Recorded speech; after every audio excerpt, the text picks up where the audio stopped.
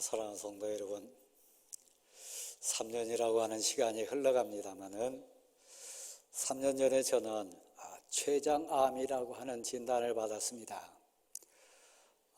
긴 시간 동안 수술을 받았고 치료 과정 속에 봄을 맞았습니다.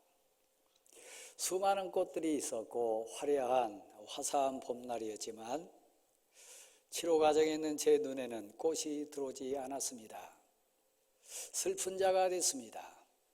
여름이 돼서 모든 사람들이 반팔을 입고 시원한 그늘을 찾아 쉬는 일정이었지만 저는 아파트 벤치에 겨울 파카를 입고 슬픈 눈물을 흘리고 있었습니다. 슬픈 자가 된 거죠. 여러분 가운데도 봄이 지나가지만 모두에게 이 화사한 봄은 웃는 꽃들만 보이는 게 아닙니다. 봄날이지만 다 화창한 날이 아니듯이 어떤 인생꽃에는 시들어감에 대한 슬프고 안타까운 그런 인생사를 이 봄날에도 겪고 계신 분 계실 겁니다. 나는 가난합니다.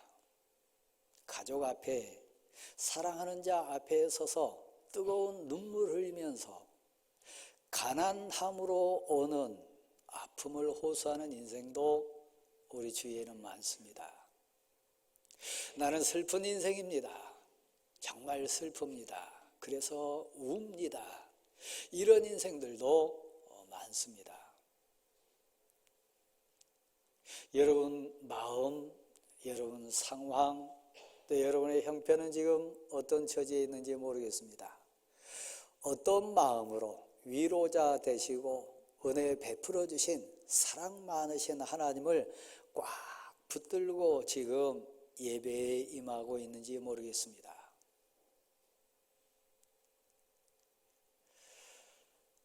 사무엘상 13장 말씀에 보면 정말 가난하고 슬픈 가운데 울부짖는 다급해서 어찌할 바 모르는 그 위기 가운데 있는 한 인생을 만났는데 40살의 왕이 된 사울이었습니다. 그러니까 왕이라 할지라도 가난할 수 있어요. 40이 넘은 중년이라 할지라도 슬픈 자가 돼서 뜨거운 눈물 흘릴 수 있어요. 블레셋이라고 하는 엄청난 적이 쳐들어옵니다. 막아낼 군대가 없어요. 그 어떤 장수 한 사람 담대하게 나서가지고 이 전쟁을 승리로 바꿔줄 만한 용장도 나서지 않아요. 없는 거지요. 그는 슬픈 인생으로 빠집니다. 이 전쟁에 지면 그는 포로가 돼야 되고 그의 사랑하는 가족뿐만 아니라 백성은 눈물 가운데 살아야 될 슬픈 인생으로 떨어지게 되어 있습니다. 다급한 거지요. 백성들 형편을 보니까 다들 두려워서 떨고 있어요. 막 굴 속에 숨기도 하고 도망가기도 하고 사울 왕 곁에 남아있는 인생이 거의 없습니다. 거기다가 하나님의 은혜도 임하지 않은 것 같아요. 믿고 의지하면서 기도했던 사무엘 선지자도 나타나지 않습니다. 그러니까 엎친 데 덮친 격으로 슬픔과 가난함이 겹쳐서 온 상황입니다.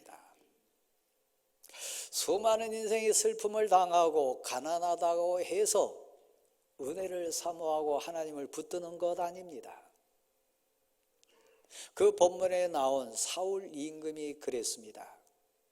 절박하고 가난하고 슬픈 그 현장에 오히려 그가 어떤 인생인지를 적나라하게 드러내는 오히려 더 슬픈 현장이 되어버렸습니다.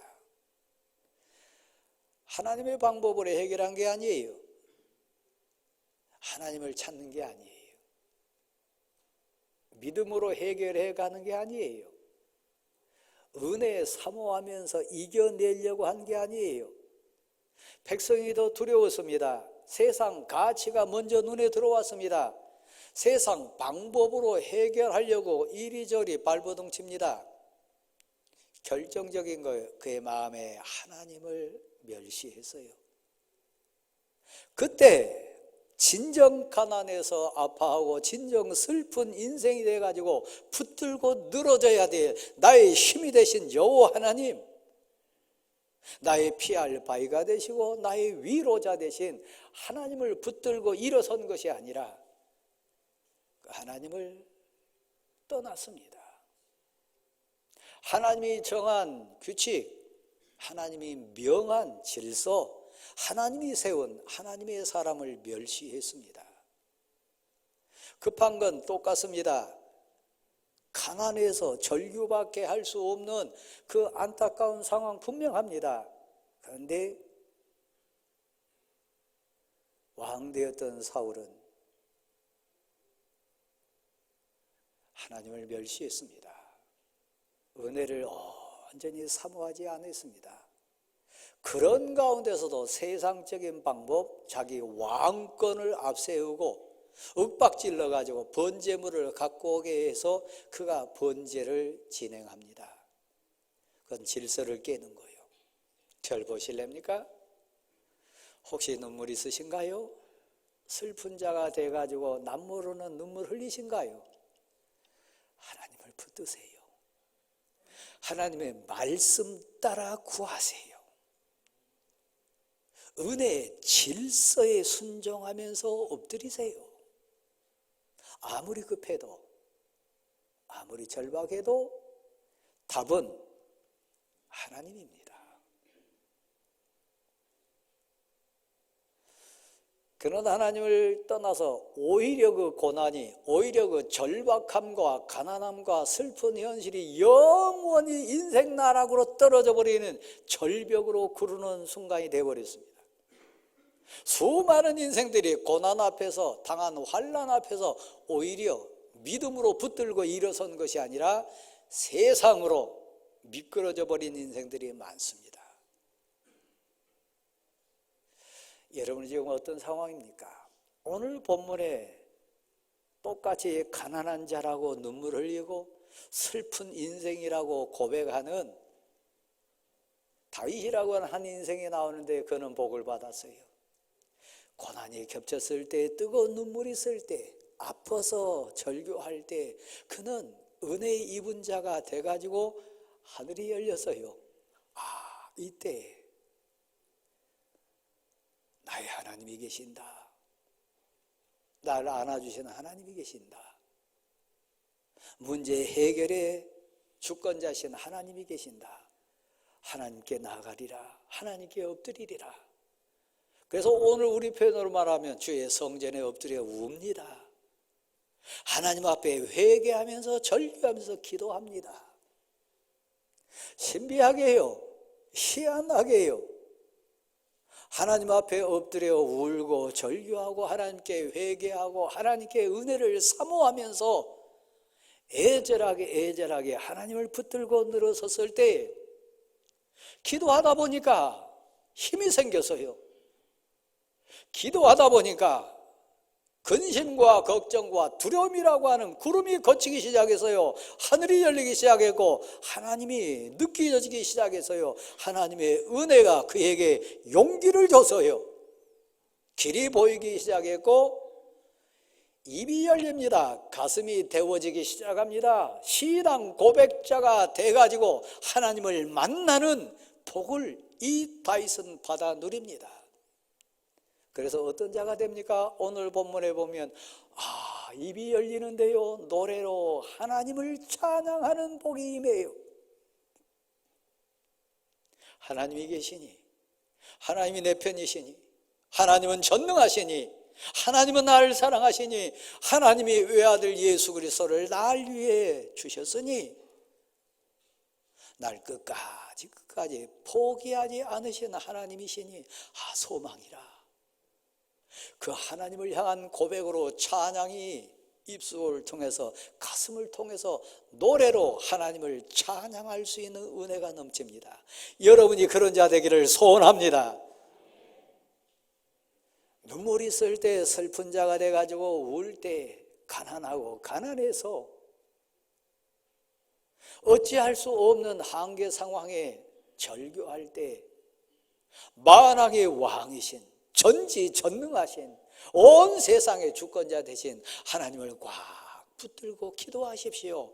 은혜를 사모하십시오. 도와달라 소원을 아뢰는 여러분 되시면 다윗의 입을 열어가지고 하나님을 찬양할 수 있는 은혜 주신 것처럼 우리에게도 그런 복 주실 줄 믿습니다.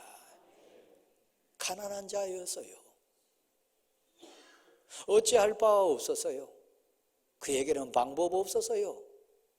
죽음이 한 발짝도 안 됐어요. 그럴 때 하나님께 엎드리고 간구했더니 뜨거운 눈물을 흘리면서 소원 아뢰고 붙들었더니 사랑 많으신 은혜로우신 하나님이 힘을 주셔서 여호와 하나님은 위대하시다. 슬픔이 변하여 오히려 감사가 넘치게 됐고 그 감사함으로 이 모든 것이 하나님의 은혜였고 이 고난을 통해서 내가 깨닫고 보니까 그 모든 것은 하나님의 사랑이었다. 그 모든 것은 하나님의 인도하심이었다. 감사가 오히려 가슴을 막 데피기 시작했어요. 감사함으로 여호와 하나님은 위대하시다. 내가 당한 고난, 내가 부딪힌 이 한계, 내가 절규할 수밖에 없는 이 아픔도 위대하신 하나님, 전능하신 하나님이 해결해 주실 줄 믿습니다. 하나님은 위대하십니다. 지난 삶을 돌아보니까, 지난 내 모든 생애를 뒤돌아보니까 역시 여호와 하나님은 그때도 위대하신 전능하신 나의 하나님이셨다. 감사함으로 선포할 수 있는 신앙 고백자가 됐다는 얘기입니다. 그것이 하나님을 감동시켰어요. 황소, 곧 뿔이 있고 굽이 있는 황소를 드림보다 여호와 하나님이 그걸 더 기뻐하셨어요. 하나님의 은혜를 고백하고 하나님의 사랑에 대한 확신 가운데 선포하는 하나님의 사람 다윗의 그 선포가 하나님을 감동시켰어요. 저는 설교자로서 성도 여러분 앞에 설 때 슬픈 자입니다. 목사의 건강을 위해 기도할 때 슬픔을 많이 느낍니다.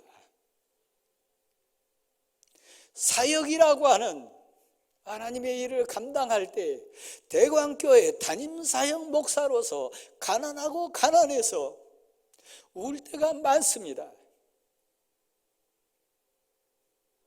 여러분이 아버지로서 어머니로서 사랑하는 자 앞에 섰을 때 가난해서 진정 가난해서 진정 슬픈 자가 돼가지고 울 때가 있을 겁니다.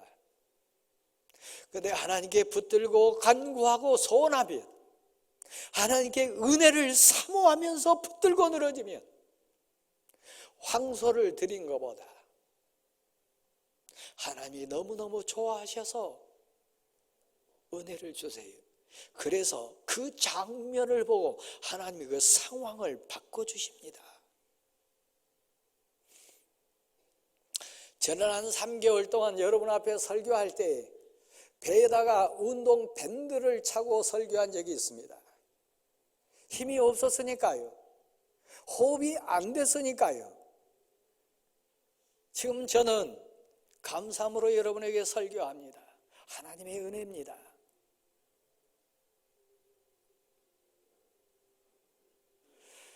성도 여러분, 내가 단독자로서 하나님 앞에 하나님의 위대하심을 선포하고 하나님의 사랑하심에 대한 감격을 기쁨과 즐거움으로 찬송하면서 신앙 고백할 때 그 모습이 하나님을 감동시킬 뿐만 아니라 나와 같이 곤고한 자들, 나와 같이 복음 때문에 묶인 자들, 나와 같이 가난하고 슬픔 가운데 있는 기도하는 하나님의 사람들이 그 모습을 본다는 얘기입니다. 복을 얹은 바 돼가지고 은혜가 뭔지 아십니까? 내가 한번 받아십시다. 나는 믿음의 간증자입니다. 그 간증이 뭡니까? 여호와 하나님은 위대하시다. 나와 같이 가난한 자, 슬픈 인생을 버리지 않으시고 위로자가 되어주시고 힘이 되어주시고 은혜 주셔서 살려주셨도다, 해결해 주셨도다, 치료해 주셨도다, 동행해 주심을 믿습니다. 여호와 하나님이 하셨습니다. 간증자가 되는 거예요. 곤고한 자들이 내 모습을 보고 여호와 하나님께 찬송합니다. 아픈 가운데 눈물 흘린 가운데 있는 자들이 하나님을 붙들 수 있는 간증자로서 나를 본다는 얘기입니다. 간증거리가 없는 어머니, 여호와의 위대하심과 도우심과 역사함을 증거할 수 없는 아버지만큼 불쌍한 인생이 어디 있습니까? 왕이라도 인생 골짜기 만납니다. 장년이라도 넘어지고 자빠집니다. 그때 나는 부족하고 연약하고 나는 슬픈 인생이었으나 여호와 하나님이 나에게 은혜를 주셨다. 이 모든 것은 하나님의 사랑이라. 고난당하는 아들, 고난당하는 딸, 인생의 턱을 만나는 사랑하는 자들 앞에 서서 담대하게 날 도우신 하나님, 나에게 힘이 되신 하나님, 날 살려주신 하나님, 나와 함께 하신 하나님이 너에게도 힘 주시리라, 너에게도 사랑 베푸시리라, 너와 너의 구세주가 되시리라. 그러므로 힘내라. 슬픔 가운데 있는, 아픔 가운데 있는 자들아, 마음으로 소생할지어다. 담대하게 일어설지어다. 하나님을 의지하라. 하나님께 기도해라. 내가 증인이지 않느냐? 내가 간증자 되지 않느냐? 담대하게 말할 수 있는 우리요. 여러분은 자녀 앞에 부자입니까? 여러분은 사랑하는 자 앞에 혹시 즐거운 자로만 기억됩니까? 그건 잠깐이요. 사랑하는 부모 앞에 섰을 때 나는 가난한 자입니다. 사랑하는 형제들 앞에 섰을 때 나는 너무너무 가난한 자입니다. 그래서 눈물이 있습니다. 도리를 못하고 할 바를 알지 못하고 울타리 되지 못하고 손 내밀지 못하는 나는 가난한 자입니다.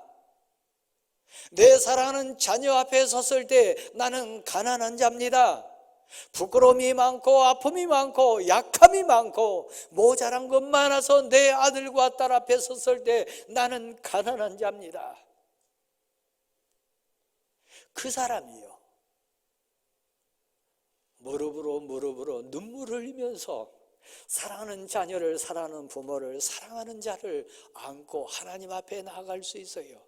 그래서 고백하는 말이요, 한번 받아실래요? 하나님 도와주세요. 하나님께 의탁하는 거요, 하나님께 부탁하는 거요,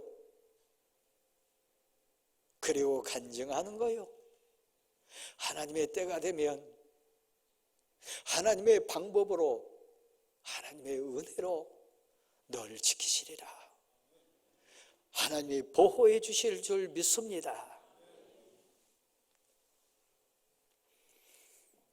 너희 마음으로 소생할지어다. 하나님이 계시니까요. 사랑하는 성도 여러분,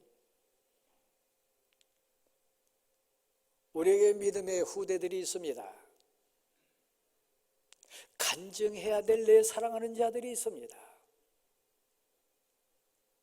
신앙 고백하는 공동체가 시온입니다. 믿음으로 이루어가고 건설해야 될 성이 예루살렘 성입니다. 그곳에 찬송이 있고 그곳에 뜨거운 예배가 있고 그곳에 전능하신 하나님에 대한 경배가 있는 아름다운 공동체가 시온이고 예루살렘 성입니다. 아버지가 돼가지고 어머니가 돼가지고 시온 공동체를 이루어갑니다. 가슴에 안고 있는 사랑하는 자들 생각하면서요, 예루살렘 성벽을 하나하나 건설해 갑니다. 내 사랑하는 자가 그곳에 살기를 소원하면서요.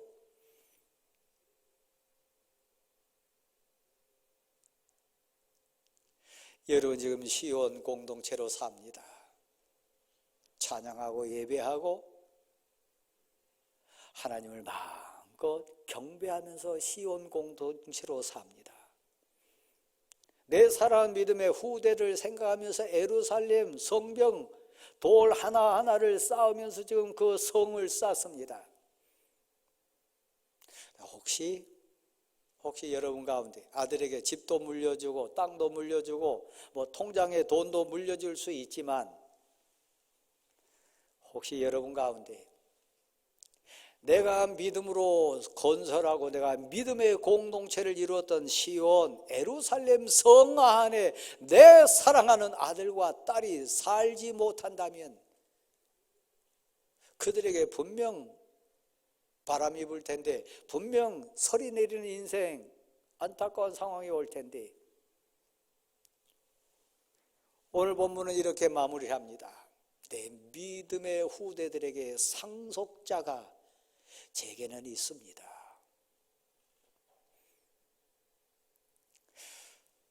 여러분 인생 농사는 분명합니다.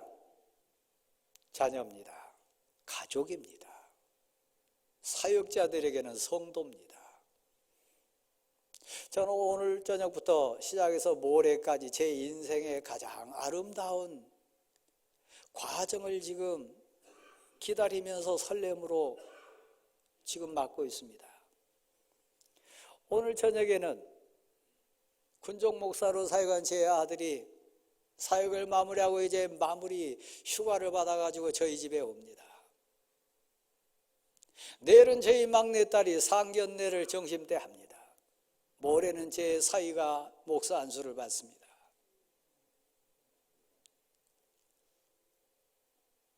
제가 3년 전에 수술실에 들어가고 회복하는 과정 속에 슬픈 자가 돼가지고 뜨거운 눈물을 흘릴 때 성도 여러분 얼굴 많이 생각났습니다.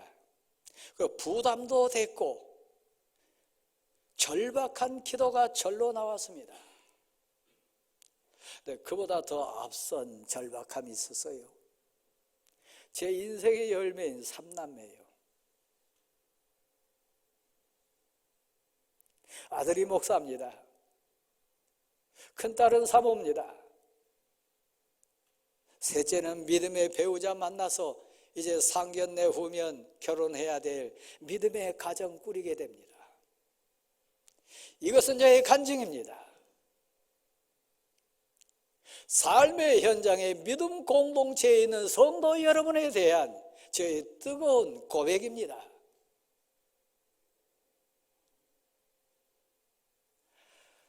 여러분에게는 시온 공동체에 살 아들, 딸이 평안합니까?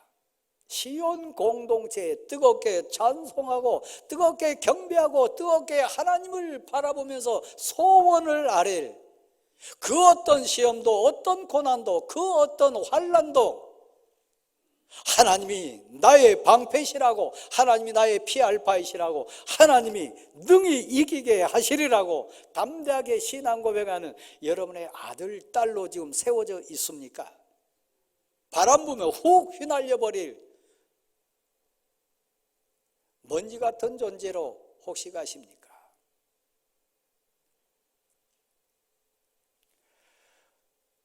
여러분이 댁에 가셔서 열왕기하 20장 말씀을 꼭 한번 참조해 보십시오.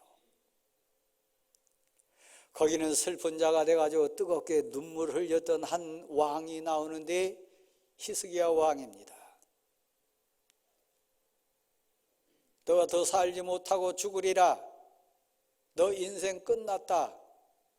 그 통보를 이사야 선지자로 받은 히스기야 왕은 벽을 향하여 고개를 들고 하염없이 울었습니다. 많이 울었습니다. 후회도 많이 했겠지요. 신앙 관점에서는 회개도 많이 했겠지요. 백성 앞에서, 자녀 앞에서, 사랑하는 자들 앞에서는 말로 표현할 수 없는 인생을 계산해 봤겠지요. 많이 울었습니다. 왕이라 할지라도요. 다시 하나님이 이사야를 통해서 그에게 말씀을 주셨습니다. 내가 너의 뜨거운 눈물을 보았노라. 내가 너의 애절한 기도를 들었노라. 나 하나님 여호와가 너의 모든 마음을 다 보았노라.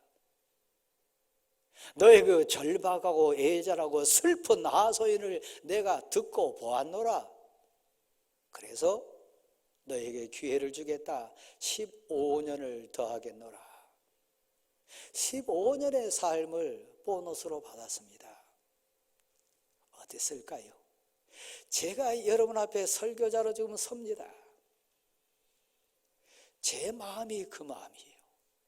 요즘 저는 가끔 여러분을 바라보면서 제 인생을 생각하면서 저희 가정을 이렇게 보면서 히스기야를 많이 묵상합니다. 여러분 은혜 입은 자요,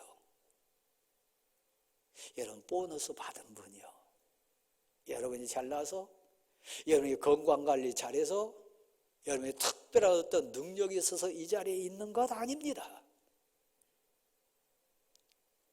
히스기야와 같이 보너스 받은 인생이요. 그런데 히스기야 슬픈 인생 됩니다. 15년의 삶을 연장받았는데 그 이어서 왕이 된 사람이 므낫세라고 하는 아들입니다. 55년 동안 이스라엘에서 가장 오래 왕을 한 사람이 그 아들 므낫세입니다. 12살의 왕이 됐습니다.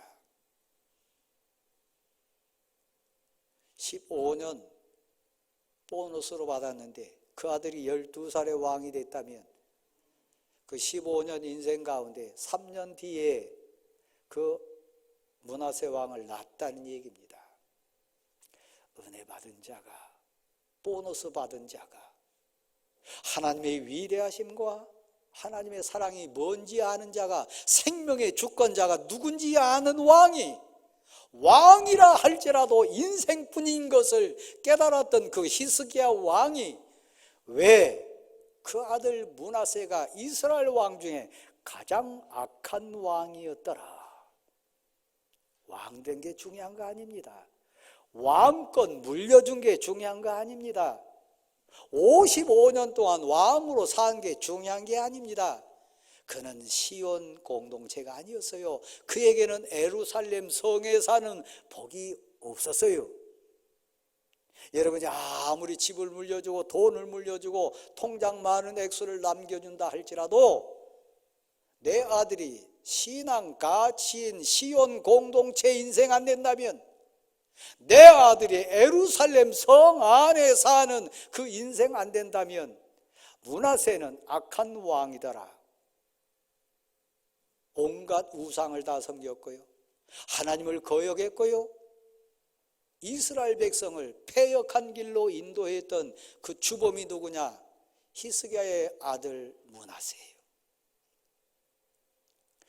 여러분의 아들, 여러분의 딸, 세 가족을 제외한 기존 성도 여러분 가정을 전원합니다. 제가 20년 넘게 여러분의 목사였으니까요. 왕된 거 중요한 거 아닙니다. 화려한 배경 중요치 않습니다. 세상 가치 아무 의미 없습니다. 시온 공동체 내 아들이 은혜 가운데 그의 이름을 사모하는 자가 이곳에 살 것이라. 그의 소원을 가지고 그에게 경배하는 자가 이 예루살렘 성의 상속자가 돼가지고 살리라. 여기 장로님들 제가 알아요. 여기 권사님 아들 딸들 제가 알아요. 여기 안수 집사님들의 자녀들 제가 알아요. 은혜 안에 사나요? 여러분의 신앙 가치 상속자 됩니까? 그거 없다면 여러분 슬픈 인생 다시 돼요. 제 아들이 목사로 살면서 찬양하는 것이 하나의 사역이니까 뭐 기타 반주도 하고 잘합니다마는 어느 날 저희 부부에게 와가지고 하소연했어요. 제가 피아노를 잘 배웠으면 너무 좋았을 것 같은데 왜 저를 안 가르쳤습니까? 그래서 저희 부부가 증거를 댔습니다. 비디오 보니까요, 비디오 찍어놓은 거 있잖아요. 저희 아내가 회초리를 가지고 피아노에 이렇게 하는데 손을 탁탁 때리면서 막 가리키는 장면 나오더라고요. 근데 제 아들이 한 얘기가 뭔지 아십니까? 더 세게 때리지, 더 아프게 때려갖고라도 그거 배우게 하시지. 여러분, 슬픈 자가 되고 가난한 자가 됐을 때 우리가 고백하는 거 있습니다. 하나님 위에는 없습니다. 하나님 위에는 복 아닙니다.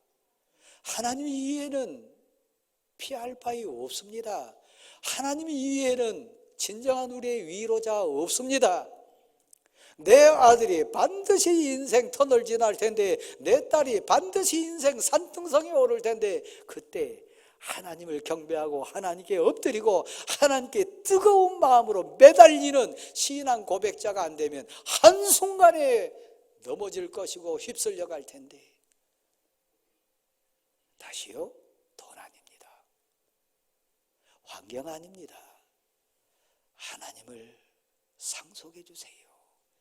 하나님에 대한 믿음을 남기세요. 그 하나님을 남겨주는 여러분 고백자 될 수 있기를 간절히 소원합니다. 그럼 우리 기뻐할 수 있어요. 어떤 환난 가운데서도요, 어떤 아픔 가운데서도요. 저는 슬픈 자가 돼가지고 여러분 앞에 서는 목사이지만 또 한편으로는 감격한 게 있어요. 이 슬픔을 알았기 때문에, 이 가난함을 제가 눈물을 흘리면서 체험했기 때문에 여러분에게 가슴으로 설교할 수 있어요. 여러분에게 담대하게 간증하며 말할 수 있어요. 우리 기뻐할 수 있습니다. 노래하면서 하나님을 찬양할 수 있고요. 그 가난하고 슬픈 자가 감사함으로 여호와 하나님은 위대하시다고 간증하면서 선포할 수 있어요. 하나님을 사모하고 찾는 자에게 이 복 주심을 믿으시기를 바랍니다. 그 고백으로 일어나십시오.